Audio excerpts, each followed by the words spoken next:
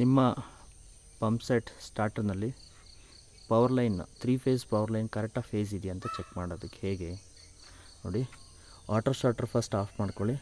ಇದು indicator. M C ಬಿನ split ಇರೋದೇ M C B ತೊಗೊಳ್ಳಿ. ಯಾಕಂದರೆ ಅಡ್ವಾಂಟೇಜ್ ಏನು ಅಂದರೆ ಯಾವುದ್ರಲ್ಲಿ ಬಂದಿದೆ ಯಾವುದ್ರಲ್ಲಿ ಇಲ್ಲ ಅನ್ನೋದು ಗೊತ್ತಾಗುತ್ತೆ. ನೋಡಿ, ಒಂದು ಆನ್ ಮಾಡ್ತೀನಿ, ಒಂದು ಲೈಟ್ ಆಡಿತ್ತು. ಸೆಕೆಂಡ್ ಒನ್ ಆನ್ ಮಾಡ್ತೀನಿ, ಸೆಕೆಂಡ್ ಒನ್ ಅದಿತ್ತು. ತರ್ಡ್ ಒನ್ ಆನ್ ಮಾಡ್ತೀನಿ, ತರ್ಡ್ ಒನ್ ಅದಿತ್ತು. ಸೊ ಇದ್ರ ಮುಖಾಂತರ ನೀವು ಯಾವುದರಲ್ಲಿ ಫೇಸಲ್ಲಿ ಕರೆಕ್ಟಾಗಿ ಇದೆಯೋ ಇಲ್ಲ ಅನ್ನೋದು ಗೊತ್ತಾಗುತ್ತೆ.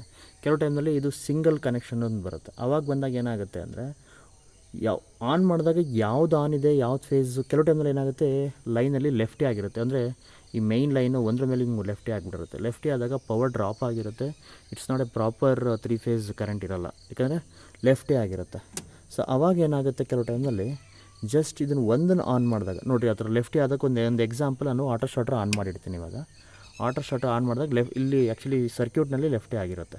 ಆ ಥರ ಯಾವ ಥರ ಗೊತ್ತಾಗುತ್ತೆ ಅಂದರೆ ನೋಡಿ, ಒನ್ ಆನ್ ಮಾಡ್ತೀನಿ, ಎರಡೂ ಲೈಟ್ ಇಂಡಿಕೇಟರ್ ಆಗ್ತಾಯಿದೆ. ಸೊ ಈ ಥರ ಬಿಹೇವಿಯರು ಯಾವಾಗ ನೀವು ವಾಟರ್ ಸ್ಟಾರ್ಟರ್ ಆಫ್ ಮಾಡಿದಾಗಲೂ ಬರುತ್ತೋ ಆವಾಗ ಅರ್ಥ ಮಾಡ್ಕೊಳ್ಳಿ ಲೈನು ಲೆಫ್ಟಿ ಆಗಿದೆ ಅಂತ ಅರ್ಥ. ಆಗ ಮೋಟ್ರ್ ಸ್ಟಾರ್ಟ್ ಮಾಡಬೇಡಿ. ಮೇಯ್ನ್ ಲೈನು ನಿಮ್ಮದು ಏನು 4 ವೈರು ಅಥವಾ 3 ವೈರ್ ಹೋಗಿರುತ್ತೋ ಫೇಸು, ಆ ಮೇಯ್ನ್ ಲೈನನ್ನು ಚೆಕ್ ಮಾಡೋದ್ರ ಮುಖಾಂತರ ಒಂದು ವೈರ್ ಮೇಲೆ ಇನ್ನೊಂದು ವೈರ್ ಲೆಫ್ಟೇ ಆಗಿರಬಾರ್ದು ಅಥವಾ ಅದ್ರ ಮೇಲೆ ಕುತ್ಕೊಂಡಿರಬಾರ್ದು. ಅದನ್ನು ಚೆಕ್ ಮಾಡಿದ ನಂತರ ಇಲ್ಲಿ ಮತ್ತೆ ಬಂದು ಚೆಕ್ ಮಾಡಿ.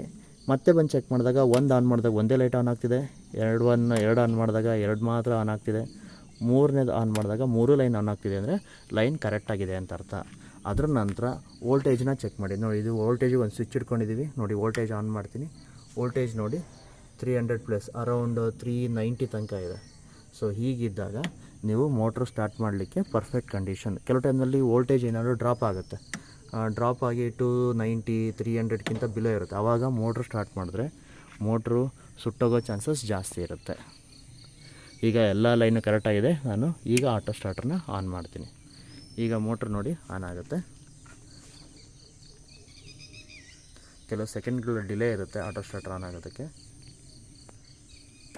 ನೋಡಿ, ಆನ್ ಆಯಿತು. ಆ್ಯಂಪ್ಸ್ ತೋರಿಸ್ತಾ ಇದೆ, ಎಷ್ಟು ಕನ್ಸ್ಯೂಮ್ ಆಗ್ತಾಯಿದೆ ಆ್ಯಂಪ್ಸ್ ಅಂತ. S, fine. ಓಕೆ, ನಿಮಗೆ ಈ ಇನ್ಫಾರ್ಮೇಷನ್ ಹೆಲ್ಪ್ ಆಗಿದರೆ ಖಂಡಿತ ಕಮೆಂಟ್ ಮಾಡಿ, ಬೇರೆಯವ್ರಿಗೂ ಶೇರ್ ಮಾಡಿ ಮತ್ತು ಲೈಕ್ ಮಾಡಿ. Thank you.